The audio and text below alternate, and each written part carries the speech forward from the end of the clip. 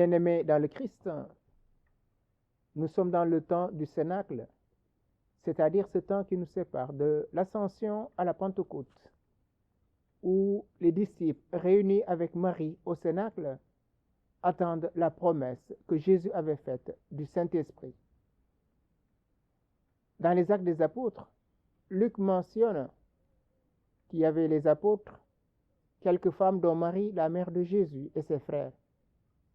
Pourquoi Luc mentionne-t-il la présence de Marie au Cénacle?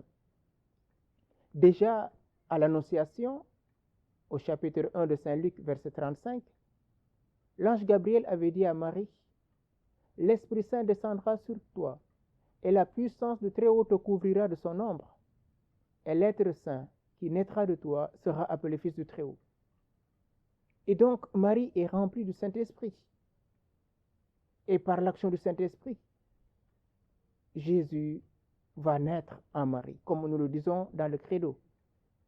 Conçu du Saint-Esprit et né de la Vierge Marie. La présence de Marie au Cénacle, c'est une hâte dans l'amour. Marie va hâter la promesse du Christ, comme elle l'a fait à Cana. Femme, mon heure n'est pas arrivée. Et on sait ce que Jésus va faire. Il va transformer l'eau en vin, 600 litres de vin. Déjà, on peut parler même d'une Pentecôte, parce qu'il y a l'eau qui va être transformée en vin, le vin, le sang qu'il va verser à la croix, signe de la nouvelle alliance pour la rémission des péchés. Et par la prière de Marie, le Saint-Esprit va descendre sur les apôtres. Jésus, en montant à Jérusalem, va pleurer. « Jérusalem, Jérusalem, combien de fois je voulais te rassembler comme la poule rassemble ses poussins. » Et donc Marie est au Cénacle avec les apôtres. C'est elle la mère. C'est elle qui les donne la force de pouvoir tenir.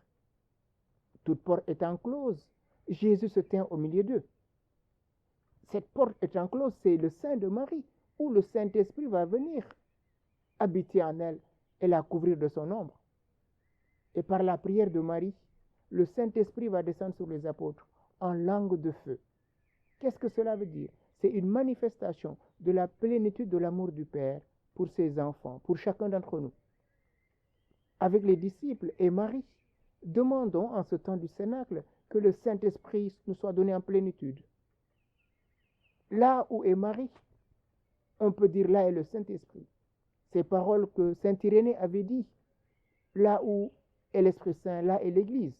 On peut aussi donner ces paroles à Marie. Là où est Marie, là est le Saint-Esprit. Parce qu'elle attire en elle le Saint-Esprit. Et comme dira Saint Amédée de Lausanne, Marie est l'épouse du Saint-Esprit. Étant l'épouse du Saint-Esprit, comme on l'entend dans l'Apocalypse au chapitre 22, verset 17, l'Esprit et l'épouse disent « Viens ». Et donc, avec Marie, nous sommes dans cette nouvelle ère du Saint-Esprit. Nous sommes dans la mission du Saint-Esprit, où, comme Jésus l'avait promis à ses disciples, « Je ne vous laisserai pas orphelins. Je m'en vais et je reviendrai vers vous.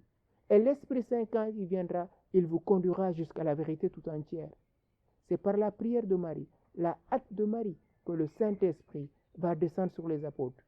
Désormais, ils n'ont plus peur. Ils peuvent sortir et aller témoigner de ce que Dieu a fait pour eux. Tout ce qu'ils ont vécu avec le Christ, maintenant, ils auront le courage d'aller témoigner. Et donc, frères et sœurs, la présence de Marie dans notre vie chrétienne est une présence maternelle.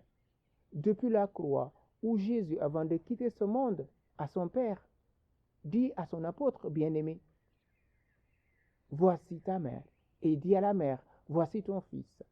Et donc, depuis lors, Marie nous engendre à cette vie divine, en cette intimité avec le Christ. Et on peut dire, Marie nous engendre jusqu'à ce que le Christ soit formé en nous. Et donc, la présence de Marie au Cénacle est une présence d'amour. Marie hâte le temps, l'avènement du Saint-Esprit qui a été promis par Jésus.